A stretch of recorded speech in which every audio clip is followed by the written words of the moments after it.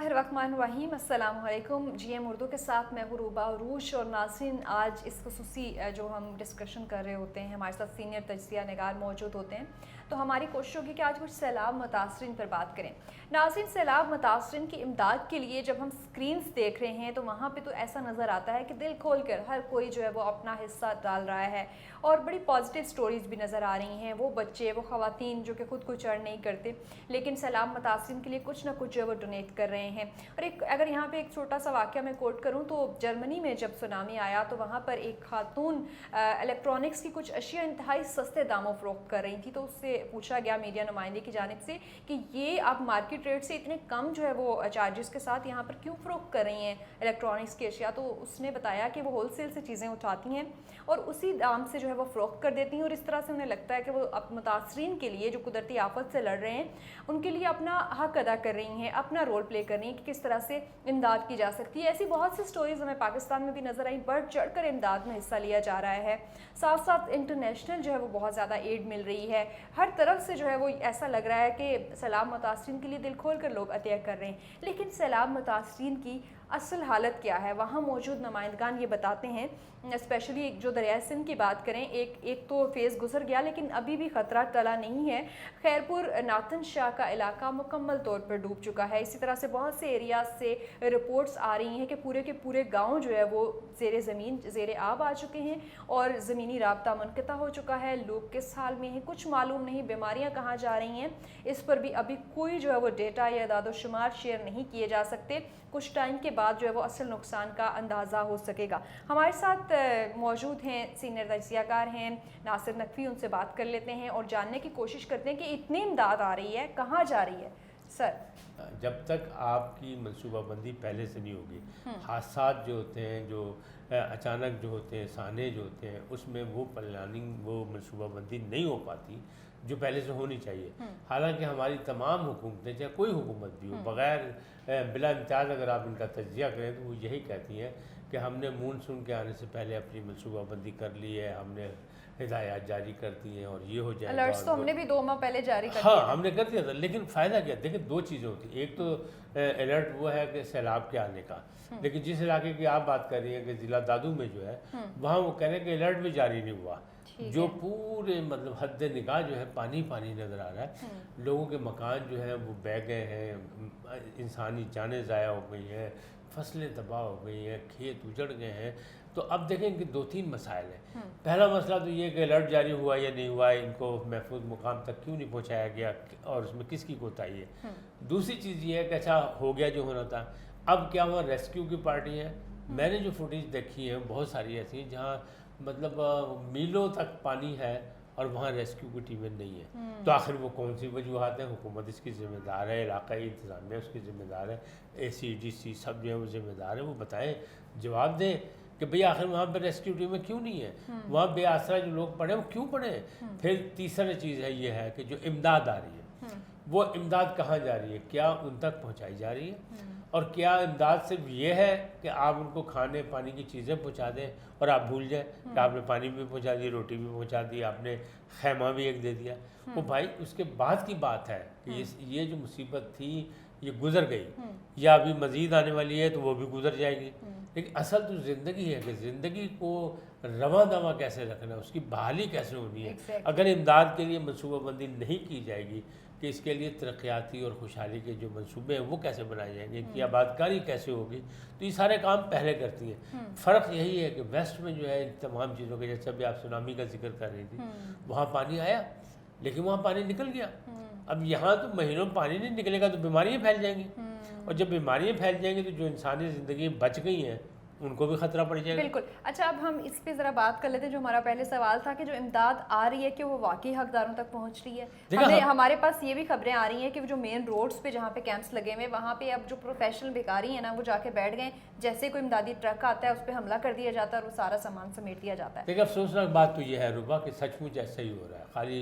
सिर्फ सिंध की बात ना करें, आप जहाँ भी देख लें, आप पंजाब में भी जहाँ ये सैलाब आया, जो मुतासर इलाके हैं तो वहाँ लोग यही कर रहे हैं। और मैंने 2005 में जब ज़लज़ला आया था, जब भी मैंने ये देखा था تو اسی ٹائپ کی حرکتیں ہوتی ہیں کہ جب ٹرک آتے ہیں امدادی سامان کے تو جو ذمہ دار لوگ ہیں وہ پیچھے رہ جاتے ہیں اور جو مستحق ہیں وہ بھی پیچھے رہ جاتے ہیں، کیونکہ ذمہ دار جو ہیں وہ اپنی ڈیوٹی نہیں دے رہے۔ اگر وہ اپنی ذمہ داری ادا کر رہا ہو تو کسی کی ضرورت نہ ہو کہ اس کو ہاتھ ڈالے۔ وہاں پہ پولیس اہلکار بھی ہونے چاہیے، وہاں رضاکار بھی ہونے چاہیے، اور یہ کوشش کرنی چاہیے کہ حقدار تک حق پہنچ جائے، یعنی ضرورت مند تک چیز پہنچ جائے۔ میں نے خود دیکھا 2005 میں کہ زلزلے میں پاکستان نے اور دنیا بھر نے بڑی امداد کی، لیکن میں نے سڑک کے دونوں جانب چیزیں بکھری ہوئی دیکھی، تو میں نے لوگوں سے پوچھا کہ یہ کیا بات ہے؟ انہوں نے کہا بات یہ ہے کہ ماشاءاللہ امداد اتنی زیادہ آ گئی ہے کہ اب لوگ پک اینڈ چوز کرنے لگے ہیں کہ پہلے چھینتے ہیں،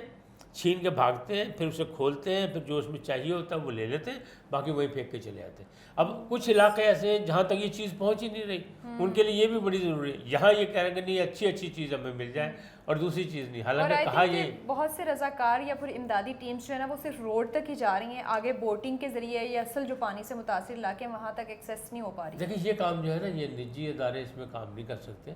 ٹھیک ہے اسکاؤٹنگ یا رضاکار کی اگر ٹریننگ ہو تو وہ لوگ کر سکتے ہیں، لیکن حقیقت یہی ہے کہ اس میں انتظامیہ کو ساتھ دینا پڑتا ہے۔ اگر انتظامیہ اپنی ذمہ داری نہیں نبھاتی، کہیں کوتاہی کرتی ہے، تو وہ امدادی سامان جو ہم لوگ مختلف شہروں سے، بڑے شہروں سے بھیجا جا رہا ہے یا انٹرنیشنلی لوگ بھیج رہے ہیں یا اوورسیز سے جو آ رہا ہے، تو وہ اصل حقدار تک، اصل ضرورت مند تک نہیں پہنچ سکتا۔ اب حکومت کی ذمہ داری یہی ہے، حکومت کی ذمہ داری یہی ہے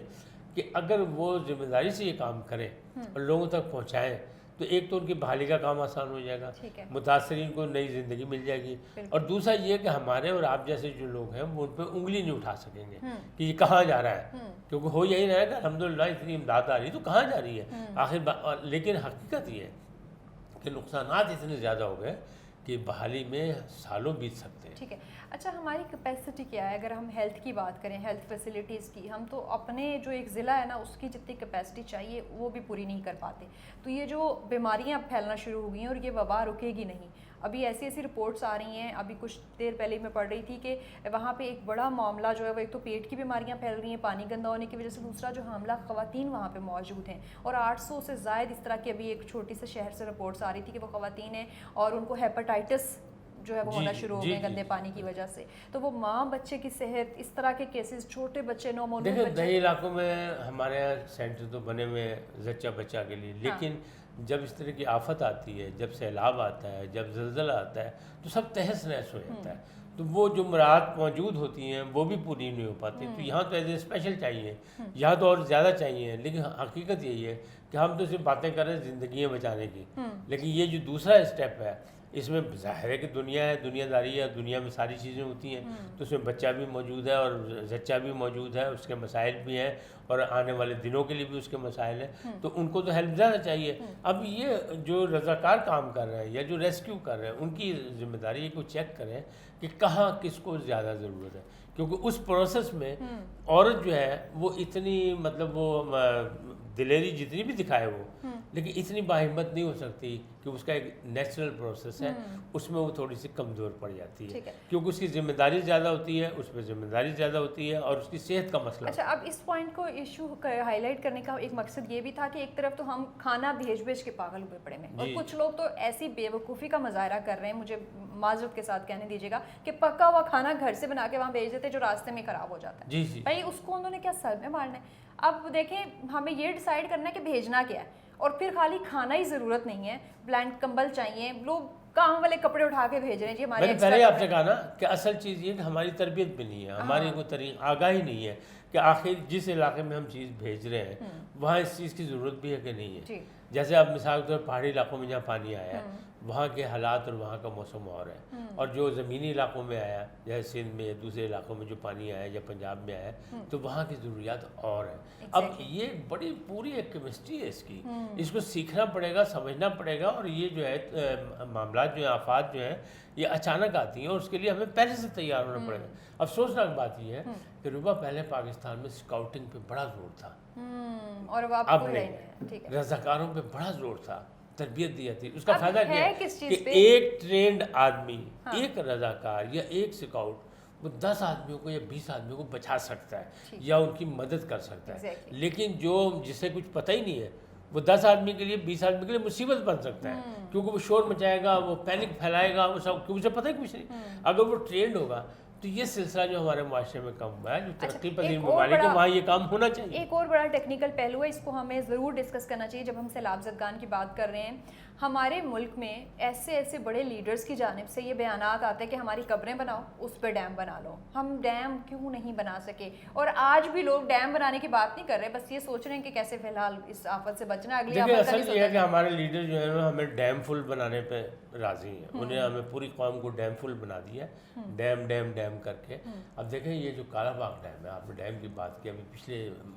چنور میں بھی عمران خان صاحب کے چھوٹے چھوٹے ڈیم کی باتیں ہو رہی تھی، بادشاہ ڈیم اور فلانا ڈیم اور فلانا ڈیم۔ پھر وہ جو ثاقب نثار صاحب تھے عزت مآب سپریم کورٹ کے چیف جسٹس، انہوں نے بھی ڈیم کے لیے پیسے اکٹھے کیے، لیکن ہمارے ساتھ ہوتا کیا ہے، ہمارے ساتھ ہاتھ ہو جاتا ہے۔ مثال کے طور پہ اب وہ ٹینور ختم ہو گیا، اب نیا ٹینور شروع ہوا، تو پبلک اکاؤنٹس کمیٹی کے نور عالم جو تحریک انصاف کے کبھی ہوتے تھے، وہی پبلک اکاؤنٹس کمیٹی کے چیئرمین ہیں، تو انہوں نے یہ پوائنٹ آؤٹ کیا کہ جناب جو ڈیم کے لیے جو پیسے اکٹھے ہوئے تھے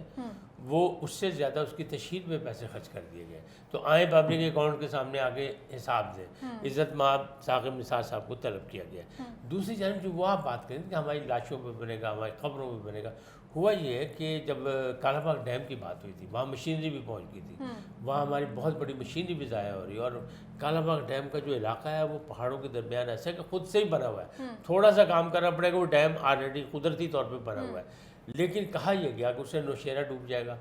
سندھ میں پانی رک جائے گا، ٹھیک ہے نا، وہ یہ کہتے ہیں۔ اب ہونا یہ چاہیے کہ دیکھیں آپ کی پیدائش سے پہلے کی بات ہے، جب منگلا ڈیم بنا ہے، تو منگلا ڈیم جب بنا ہے تو منگلا ڈیم کون سا، یہ جہاں پہ بنا ہے یہ ڈیم کی جگہ تھی، یہ میرپور شہر تھا، تو میرپور شہر کو ٹرانسفر کیا گیا نیا،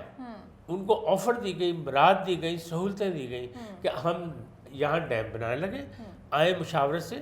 آپ کو نیا شہر آباد کر کے دیتے ہیں، اور آپ جا کے میرپور دیکھیں بہترین شہر ہے، اور وہاں کے تمام لوگوں کو انگلینڈ بھیجا گیا، انگلستان میں نوکریاں دی گئی۔ اب آج بھی دیکھیں تو وہاں بچے اور عورتیں اور بوڑھے ہیں، جب کوئی کام کرنا ہوتا ہے نا پھر راستے نکالتے۔ اب اسی طرح راحت یہاں بھی دی جائے، ٹھیک ہے، ان کے تحفظات ہیں، اگر تحفظات ہیں نوشیرہ والوں کے یا کے پی کے رہنے والوں کے، تو ان کے تحفظات کو دور کیا جائے، بیٹھ کے بات کی جائے نا، کیوں چاروں صوبے جو ہیں آپس میں ہم گلدستے کی طرح ہیں، ایک حیثیت ہے ہمارا، اور ہمارے ایک زنجیر کی طرح ہونا چاہیے۔ تو مسائل اگر سندھ والے ہی کہتے ہیں کہ جناب یہاں پانی بند ہو جائے گا، ہمارا پانی آپ چھینیں گے، ڈیم میں لے جائیں گے ہمارے۔ اچھا لاسٹ پوائنٹ میں یہ چاہ رہی ہوں ہم ڈسکس کر لیں کہ سوات میں آپ نے دیکھا کہ جو بلڈنگز گری، جو ہوٹلز گرے، وہ دریا کے راستے میں بنے ہوئے تھے، این او سی کس نے دیا؟ اس وقت بھی نہیں سوچا گیا کہ بھئی آپ دریا کا قدرتی راستہ لے لو تو وہ تو اپنی جگہ لے گا۔ افسوسناک بات یہی ہے کہ ہم لوگ جو ہے نا مصلحت پسند بہت زیادہ ہے، اور اس وقت بھی جو ہوا جن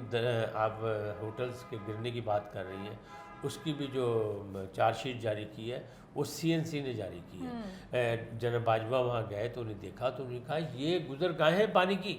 یہاں کیسے بن گئے ہوٹل؟ تو پتہ لگا کہ سابق وفاقی وزیر مراد سعید صاحب نے بنوایا، اور سابق وزیر اعظم نے اس کی اجازت دی، اب دی نہیں دی، انہیں بنوایا نہیں بنوایا، رشوت لی نہیں لی، لیکن بات تو ایسی ہے کہ تحقیقات ہونی چاہیے کہ پوری کی پوری بلڈنگیں ہم نے دیکھی یوں گری جیسے فلموں میں گرتی ہیں، تو وہاں تو آپ کمپیوٹر سے گراتے ہیں بلڈنگیں اور یہ وہ، یہاں تو حقیقت میں دیکھ رہے تھے، اس میں انسانی جانیں بھی ضائع ہو رہی ہیں، اس میں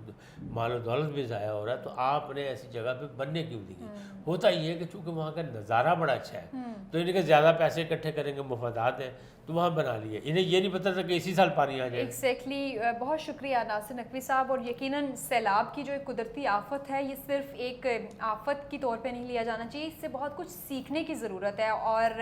اس سے بہتر موقع کوئی نہیں ہو سکتا، کیونکہ 2010 کا آخری سیلاب تھا، اور اس کے بعد اب یہ اس سے کئی 80 گنا زیادہ کچھ جو ہے وہ رپورٹس کہتی ہیں کہ زیادہ تباہ کاریاں ہوئی ہیں، اور ابھی نقصان کا اندازہ نہیں لگایا جا سکتا کیونکہ ابھی سیلاب کا خطرہ تاحال موجود ہے۔ تو اس ساری صورتحال سے سیکھنے کی ضرورت ہے، ڈیم بنانا ہوں گے، ڈیم نہیں بنیں گے تو اسی طرح سے تباہ کاریاں ہوتی رہیں گی۔ سیکنڈلی جو آپ کنسٹرکشن کی اجازت دے رہے ہیں، اب دریاؤں میں کچھ جو ہے وہ شہر بسانے کی بات کی جا رہی ہے، تو قدرتی راستے پانی کے ختم نہیں کیے جا سکتے، کیونکہ یہ ایک یونیورسل ٹروتھ ہے کہ 70% of earth is made for water, تو وہ اس چیز کو ہم ڈینائی نہیں کر سکتے۔ ناظرین آج کے اس ڈسکشن سے اجازت چاہیں گے، اللہ حافظ۔